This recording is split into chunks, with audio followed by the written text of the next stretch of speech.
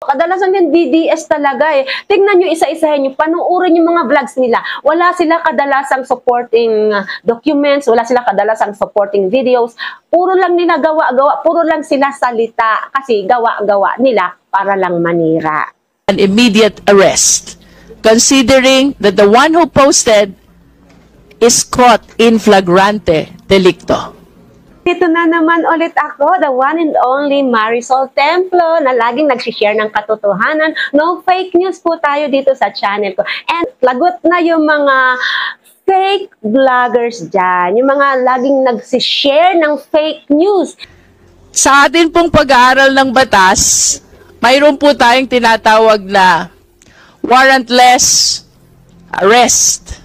If a person is caught while committing a crime, he can be arrested even by a private citizen without need of a warrant. Mayroon pong fake information nakapost yung isang vlogger. Can it be considered as flagrante delicto? Yes or no? Yes, Your Honor. Yes. Can we effect an immediate arrest, considering that the one who posted is caught in flagrante delicto? Ang dami po ng vloggers na